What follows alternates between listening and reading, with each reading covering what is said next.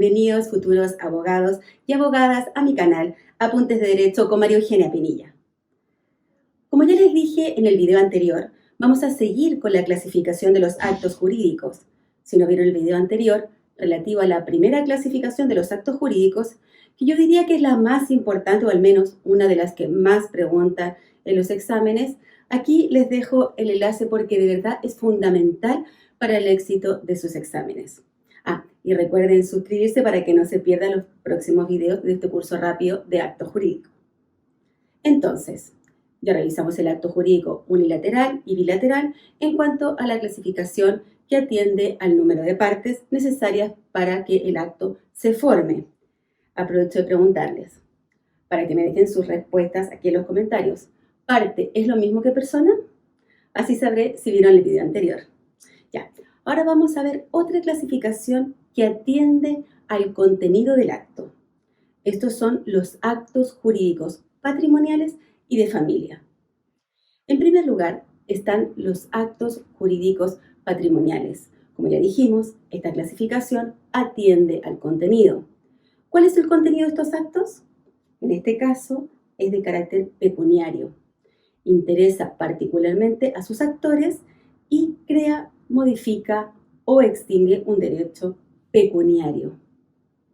Por tanto, los actos de derecho patrimonial son los que tienen por objeto crear, modificar o extinguir un derecho y se refieren a relaciones de carácter pecuniario. Se caracterizan porque los particulares los crean y modifican, y estos son los más comunes. ¿Cuál podría ser un ejemplo? Un contrato de arrendamiento. El otro grupo de esta clasificación corresponde al acto jurídico de familia, que es aquel que se refiere a la situación del individuo dentro de la familia, a las relaciones de este individuo frente a los otros miembros del grupo familiar y frente a la sociedad. Por lo tanto, los actos de familia son los que regulan los intereses concernientes a las personas que componen el círculo familiar y se caracterizan porque los particulares solo los constituyen, pero la ley los regula. Por ejemplo, el matrimonio.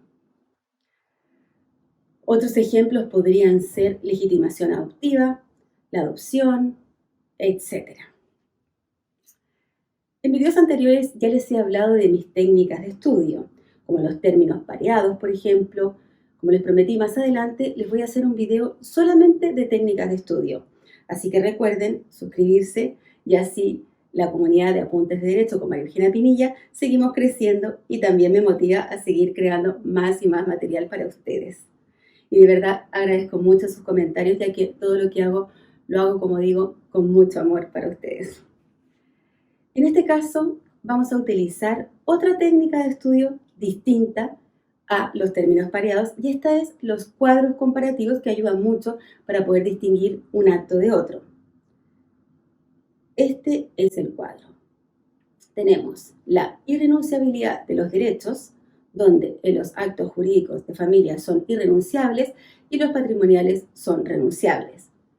Segundo, tenemos el principio de autonomía de la voluntad, donde en los actos de familia es fuertemente limitado y en los actos jurídicos patrimoniales es eficaz.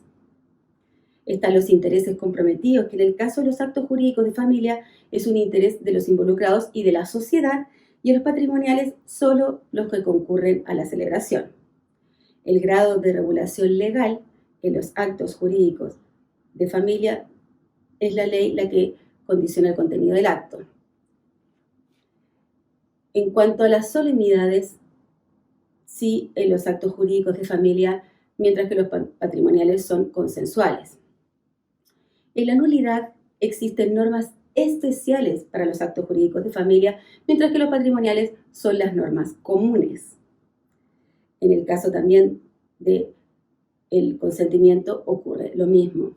Y en cuanto a la intervención de un funcionario público, en los de familia sí existe la intervención, y en los patrimoniales no.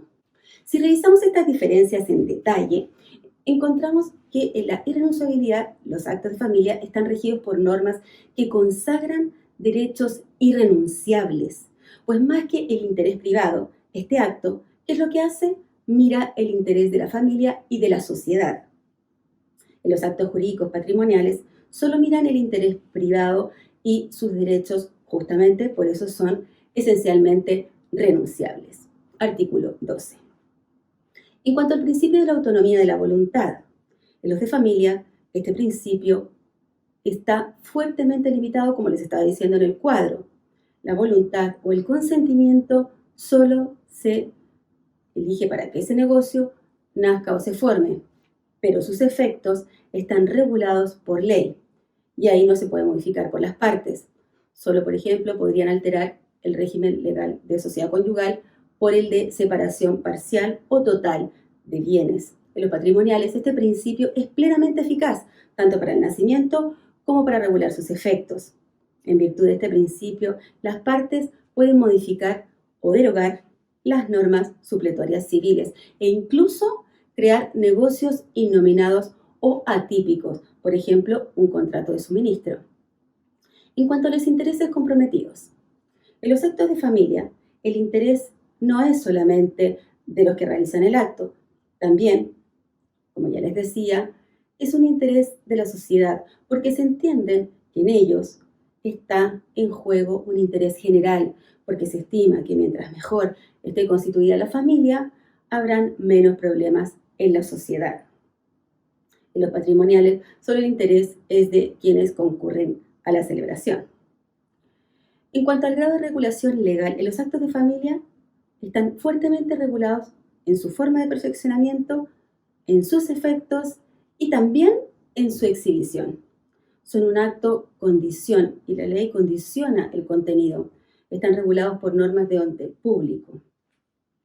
En las solemnidades, los actos de familia son generalmente solemnes para asegurarse de que el consentimiento sea libre, mientras que los actos patrimoniales son consensuales y se perfeccionan o nacen a la vida jurídica por el solo acuerdo de voluntades o consentimiento. En la práctica, son las limitaciones probatorias las que restringen este tema consensual. En cuanto a la nulidad de los actos de familia tiene una norma especial en la ley de matrimonio civil y las consecuencias son muy diferentes a un acto patrimonial. En los vicios en los actos de familia tiene norma especial para los vicios del consentimiento, porque en estos actos importa la persona con quien se contrata, estos llamados actos intuito persona, en atención a la persona. Y en cuanto a la intervención del funcionario público, los actos jurídicos de familia requieren generalmente la intervención de un funcionario público. Sigamos con la siguiente clasificación: los actos jurídicos consensuales, reales y solemnes. Les recuerdo que esta clasificación es doctrinaria, ya que la del código es algo más corta. Aquí les dejo el enlace del video donde enumero la clasificación del código, lo revisan y vuelven a este video porque vamos a seguir con otros criterios de clasificación. ¿Qué nos dice el artículo 1443? El contrato es real cuando, para ser perfecto, es necesaria la tradición de la cosa a que se refiere. Es solemne cuando está sujeto a la observancia de ciertas formalidades especiales, de manera que sin ellas no produce ningún efecto civil. Y es consensual cuando se perfecciona por el solo consentimiento. Veamos en detalle. Los actos jurídicos consensuales son aquellos que se perfeccionan por el solo consentimiento. Ejemplo, compra-venta, arrendamiento. En Chile, estos actos son la regla general. Pero por la limitación probatoria del artículo 1708 del Código Civil, el consensualismo es bastante restringido. En cuanto a los actos jurídicos reales, son aquellos que se perfeccionan por la entrega de la cosa, es decir, que antes de la entrega no hay acto ni contrato. Ejemplo, el mutuo o préstamo de consumo, artículos 2196 y 2197, el depósito, artículo 2211 y 2212, el comodato o préstamo de uso, artículo 2174. Aquí nos vamos a detener en una distinción muy importante.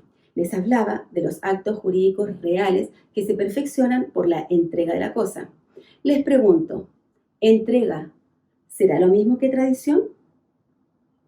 En el próximo video vamos a estar estudiando los modos de adquirir en detalle, pero solo para aclarar en este punto relativo a esta distinción, decir que la tradición es el modo de adquirir el dominio de las cosas, consiste en la entrega que hace el dueño de una cosa con la intención de transferir el dominio. Pero en los actos jurídicos reales solo a veces existe transferencia del dominio, tradición, pero en contratos como el depósito, la prenda, el comodato, la hipoteca, no existe tradición y sin embargo sí son actos jurídicos reales. En tercer lugar, teníamos los actos jurídicos solemnes, que son aquellos que se perfeccionan por el cumplimiento de ciertas formalidades especiales llamadas solemnidades. Ahí puede ser por mandato legal, la voluntad se debe expresar de la forma en que se ha prescrito, por ejemplo, contrato de compra-venta de bienes raíces por escritura pública, matrimonio con funcionario civil y 2 testigos. Pero también puede ser por voluntad de las partes, pues la ley admite el pacto de solemnidad y le da el efecto que las partes convinieron. Respeta ahí la autonomía de la voluntad. Y en esta voluntad contractual podríamos encontrar que es perfectamente válido que las partes acordaron cierta formalidad para el nacimiento del acto. Sigamos con la clasificación. Aún nos faltan algunas clasificaciones, así que ánimo, tengan un poco de paciencia. Este video va a ser un poco más largo, pero vale la pena porque así terminamos la clasificación para pasar al siguiente tema. Tiren las piernas, tomen un poco de agua, aprovechan de suscribirse y seguimos con lo que nos queda. Pasamos entonces ahora a la clasificación que atiende estrictamente a lo económico, en donde debe estarse a la apreciación económica de las partes. Se dice también que es una subclasificación de los actos jurídicos patrimoniales que atiende a la ventaja o beneficio que reporta a las partes. ¿Cuáles son estos? Los actos jurídicos gratuitos o de beneficencia, neutros y los onerosos. ¿Qué nos dice el artículo 1440?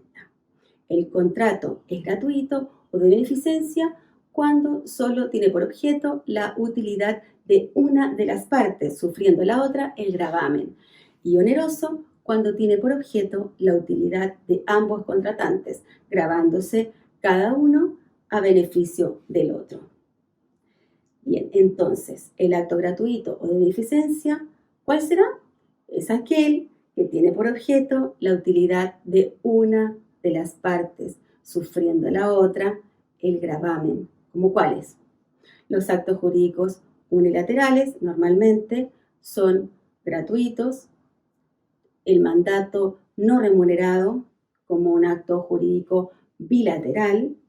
Tenemos un contrato gratuito como lo es la donación, donde ahí se grava el donante y se beneficia el donatario.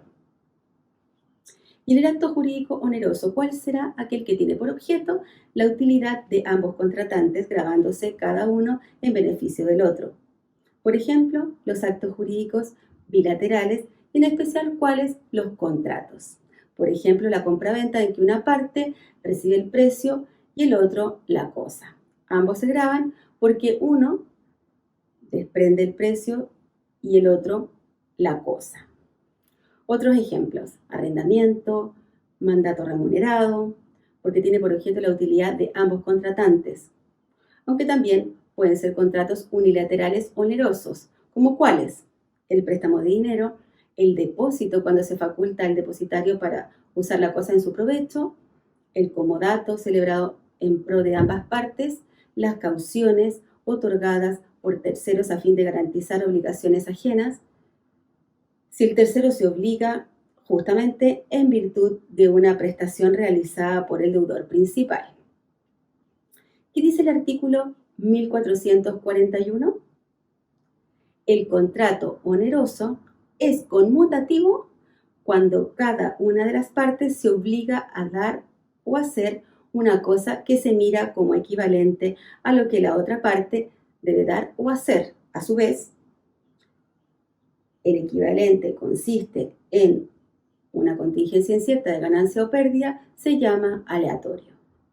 De aquí se desprende entonces que un contrato conmutativo será cuando cada una de las partes se obliga a dar o hacer una cosa que se mira como equivalente a la que otra parte debe dar o hacer a su vez. En Chile, la regla general es la conmutatividad. Si se fijan, la ley no dice que deben ser equivalentes, sino que se mira como equivalente, porque es imposible exigir una equivalencia matemática. ¿Cuál es un contrato conmutativo oneroso? Compra-venta. ¿Y cuál sería entonces, como definición, un contrato aleatorio? Ahí la equivalencia consiste en una contingencia de ganancia o pérdida. Y los ejemplos los encontramos en el artículo 2258 del Código Civil. Los principales contratos aleatorios son, primero, el contrato de seguros. Segundo, el préstamo a la gruesa aventura. Tercero, el juego. Cuarto, la apuesta. Quinto, la constitución de renta vitalicia, artículo 2264. Sexto, la constitución de censo vitalicio. Los dos primeros pertenecen al Código de Comercio.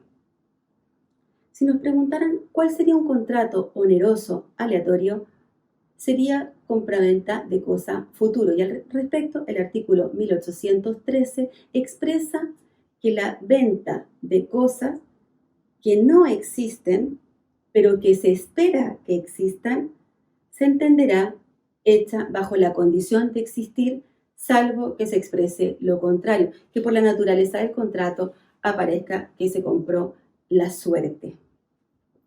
El contrato de compra-venta es típicamente oneroso conmutativo, pero también puede ser oneroso aleatorio, de acuerdo justamente al artículo 1813, al tratarse de estas cosas futuras, es decir, la venta de las cosas que se espera que existan. A ver, por ejemplo, para que sea más fácil y más aterrizado, la venta de todos los frutos que produzca un predio por un precio de 100.000 pesos. Al contratar, no hay frutos, pero si no hay producción o hay una gran producción, el precio será el mismo y deberá pagarse. Les voy a poner otro ejemplo, donde puede ser aleatorio y conmutativo según sea el caso. Por ejemplo, si se compra un boleto de la lotería a una persona en 500 pesos, ese sería un contrato aleatorio. Pero si lo compra ese mismo boleto porque ganó un premio de 100.000, ahí es conmutativo. ¿Qué crítica se le hace al artículo 1441? Aquí se asume en la conmutatividad que es un contrato bilateral, pero en realidad también podría ser unilateral. Por ejemplo, los contratos sinalamáticos imperfectos como el depósito y el comodato. Segunda crítica, que no existe una real equivalencia en un contrato, pues todo contrato que supone algún riesgo. Y en tercer punto está que habla de las obligaciones de dar o hacer, pero no está incluyendo la obligación de no hacer. ¿Cuál es la discusión doctrinaria a este respecto? Bueno, acá se habla de un concepto subjetivo, pues un acto será gratuito cuando se realice con el propósito de beneficiar al otro. Por ejemplo, un testamento, aun cuando reciba más deudas que los bienes. ¿Por qué? Pues el móvil o la intención era entregarle una beneficencia. El concepto objetivo, para la teoría objetiva de Planiol, el acto jurídico será a título gratuito cuando el beneficio realmente se produzca. De lo contrario, el negocio no será gratuito. O sea, un acto será gratuito solo cuando la persona reciba un beneficio efectivo tangible. ¿Qué teoría se sigue en Chile? Esta última. La donación con gravamen para la teoría subjetiva, que solo cuenta la intención, constituirá un acto jurídico a título gratuito.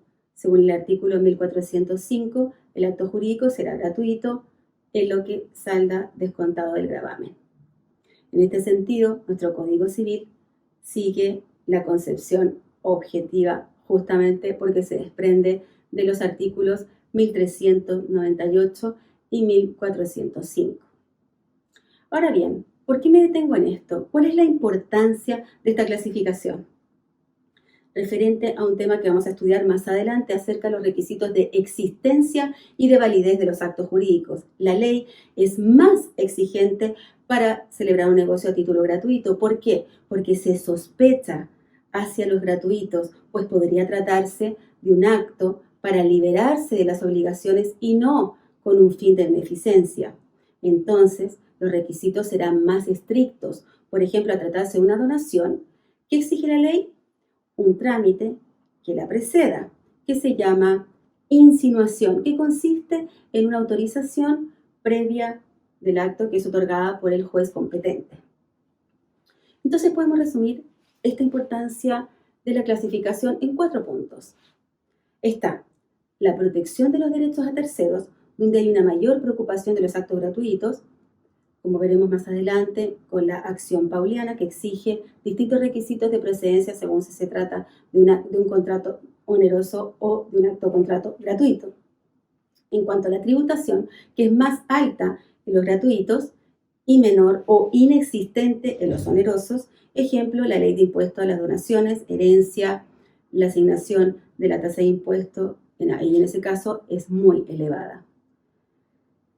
La obligación de garantía, la ley es más exigente en el establecimiento de la obligación de garantía en los actos onerosos.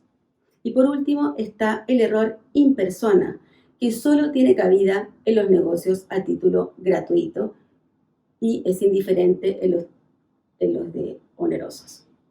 Ahora bien, también podrían preguntarles ¿cuáles son los denominados actos jurídicos neutros? Y ustedes responden, aquellos que no son ni gratuitos ni onerosos. Como por ejemplo, las capitulaciones matrimoniales, que no son ni gratuitos ni onerosos, son convenciones de carácter económico celebradas antes del matrimonio. Sigamos con la clasificación, ya queda poco. Actos jurídicos típicos o nominados y atípicos o innominados. ¿Cuál es el criterio de clasificación? Si tienen o no regulación legal.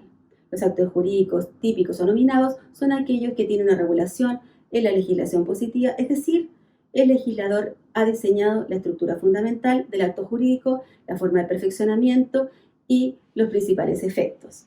Como por ejemplo, la compraventa, la hipoteca, el mandato, la sociedad, el matrimonio, la adopción, el testamento, etc.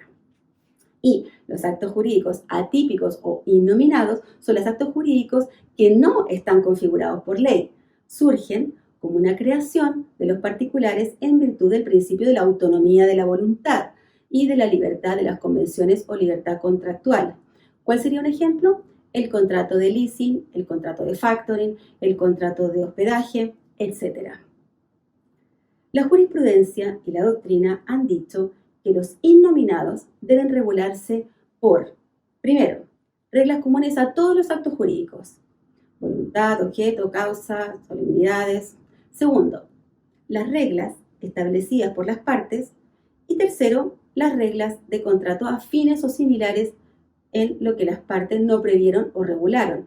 Y también se indica la jurisprudencia que estos no deben pugnar con los preceptos jurídicos de orden público, que corresponden a los actos y declaraciones de voluntad de las prescripciones generales que reglan toda clase de contratos. Sigamos con la clasificación. Vienen los actos jurídicos principales, accesorios y dependientes. De acuerdo a lo dispuesto en el artículo 1442, el contrato es principal cuando subsiste por sí mismo sin necesidad de otra convención, y accesorio cuando tiene por objeto asegurar el cumplimiento de una obligación principal de manera que no pueda subsistir sin ella. Entonces, ¿cuál será en ese caso el criterio de clasificación? Se desprende la misma definición.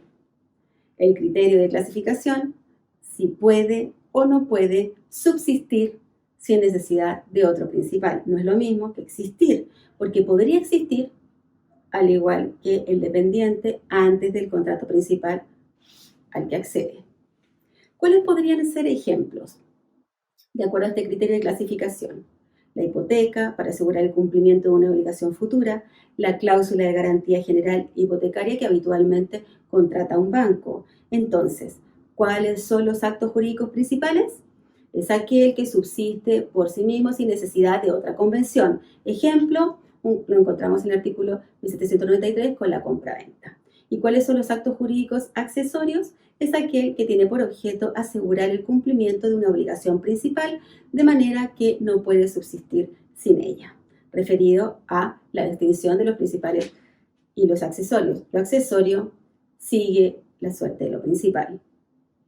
Ejemplo, las cauciones, tales como la fianza, la hipoteca y la prenda. Por último están los actos jurídicos dependientes.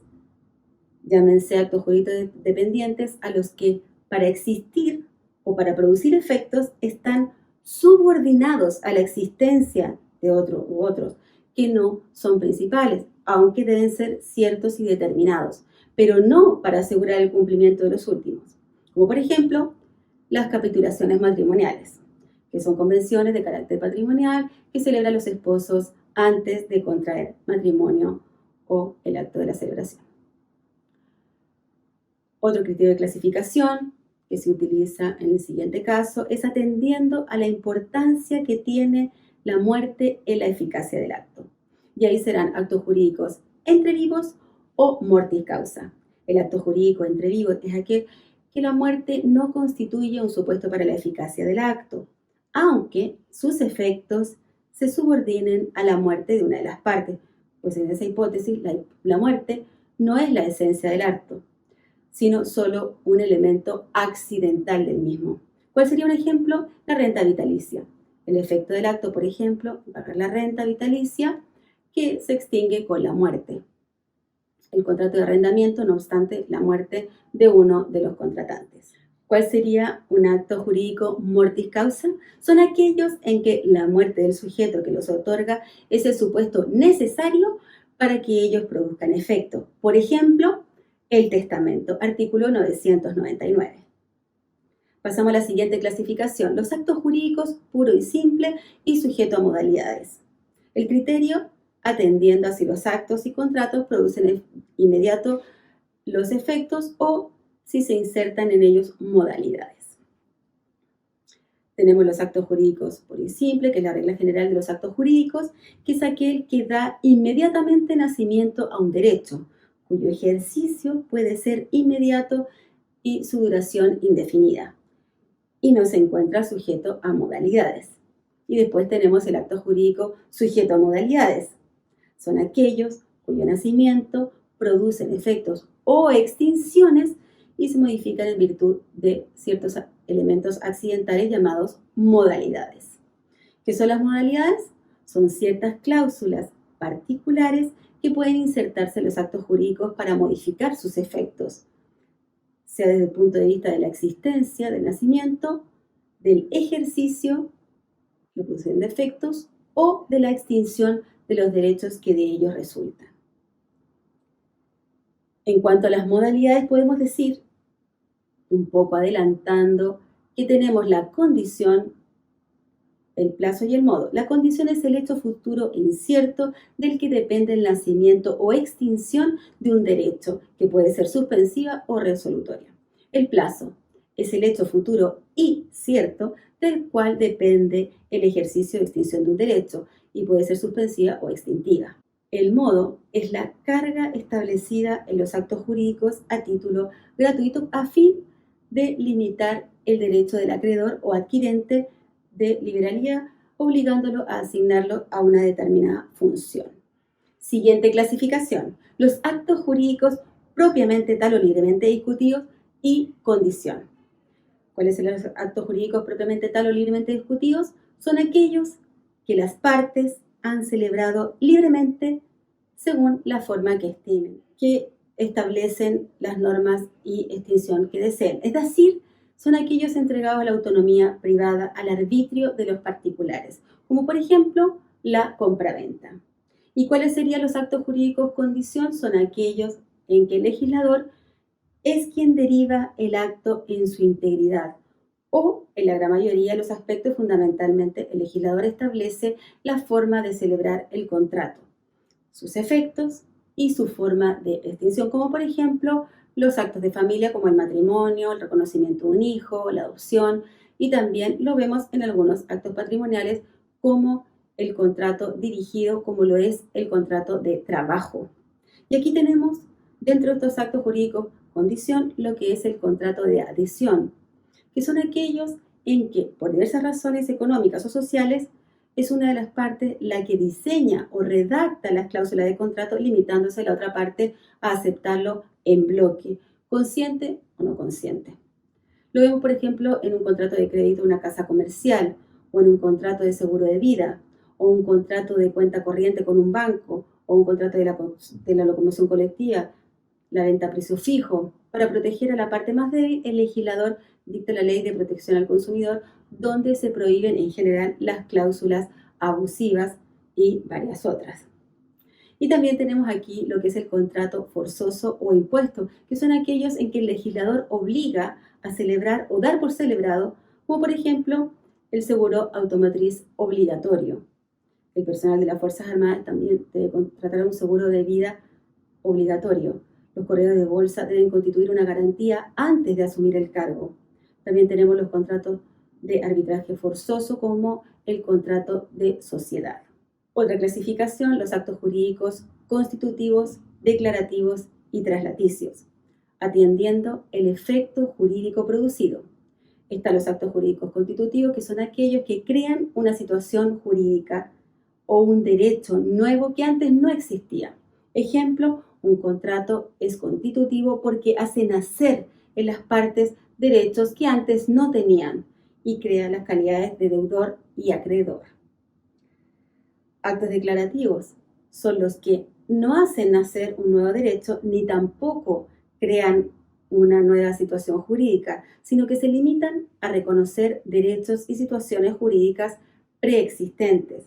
El acto declarativo se limita a reconocer el derecho que la parte ya tenía con anterioridad. Por ejemplo, una adjudicación en la partición de bienes. Y los actos traslaticios, que son los que transfieren de un titular a otro un derecho que ya tenían existencia. Por ejemplo, la tradición. Y por último tenemos los actos jurídicos solemnes y no solemnes. ¿Qué dice el artículo 1443? El contrato es real para que sea perfecto, es necesario la tradición de la cosa que se refiere. Y es solemne cuando está sujeto a la observancia de ciertas formalidades especiales, de manera que sin ella no produce ningún efecto civil. Y continúa el artículo. Entonces, ¿cuáles son los actos jurídicos no solemnes? La regla general es que la sola voluntad o consentimiento manifestada de cualquier forma, verbal o escrita, es suficiente para que el acto jurídico sea perfecto y no requiere de solemnidad alguna para su perfección. Solo interesa que la voluntad sea exteriorizada, y este es el principio dominante del Código Civil. Y están los actos jurídicos solemnes, que son los que la sola manifestación de voluntad no es suficiente para la perfección del acto, por lo que la ley, en atención a la naturaleza que se celebra, exige que la manifestación de voluntad sea hecha con ciertas solemnidades. Si esta no se cumple, hace que el acto no produzca ningún efecto civil. Las solemnidades son interpretaciones restrictivas y no se admite analogía. Ejemplo, la compraventa de bienes raíces cuya solemnidad exigida es la escritura pública. Aquí les voy a dejar una breve enumeración de algunos actos que requieren solemnidades especiales, como pueden ser el caso de la escrituración. La promesa de celebrar un contrato no produce obligación alguna, salvo que concurran las circunstancias siguientes: que la promesa conste por escrito. Otro caso, la escrituración pública, compraventa de un bien raíz. El caso de un instrumento público, el instrumento público auténtico otorgado con las solemnidades legales por el funcionario competente. La presencia de ciertos funcionarios y testigos, como el caso del matrimonio, que requiere la presencia del oficial de registro civil y 2 testigos. También, según algunos autores, está la inscripción del usufructo y del derecho real de hipoteca, a que se refieren los artículos 2409 y 2410. La hipoteca debe entregarse por escritura pública. La hipoteca será inscrita por el registro conservatorio. ¿Cuál sería la justificación del acto solemne? Que los actos solemnes se prueban por sí mismos, protegen a los terceros porque ponen conocimiento de terceros la celebración del acto y el tiempo de reflexión. ¿Y cuál es la sanción a la omisión de la solemnidad? De acuerdo al artículo 1443, es solemne cuando está sujeto a las observancia de ciertas formalidades especiales, de manera que sin ellas no produce ningún efecto civil. Los actos solemnes, por determinación de las partes, ya lo dijimos, de acuerdo al principio de la autonomía de la voluntad, y las otras formalidades que exige la ley. ¿Cuáles son formalidades habilitantes? La autorización, la asistencia y la homologación. Y las formalidades por vía de prueba o ad probationem, y también tenemos ciertas formalidades por vía de publicidad, como la cesión de un crédito personal, las contraescrituras privadas, las subinscripciones de pacto de separación total de bienes. Y con esto ya hemos cerrado lo que es la clasificación del acto jurídico. Este ha sido un video un poco más largo de lo habitual, pero así de esta forma ya damos por terminada esta clasificación, habiéndola revisado en detalle. Cabe mencionar que la doctrina aparece más clasificaciones para los actos jurídicos, según autores, aunque con las que ya hemos revisado ya cuentan con una gama bastante amplia. Más adelante en un video resumen de todo esto a modo de que puedan repasarlo en forma más breve. Si les gustó, pónganle un like, recuerden dejarme sus comentarios para ir subiendo videos que sean de su interés. Y recuerden suscribirse y activar la campana de notificaciones. Hemos crecido bastante ya en el canal y todo gracias a ustedes. Espero que sigamos creciendo. Nos vemos en un próximo video de mi canal Apuntes de Derecho con María Eugenia Pinilla.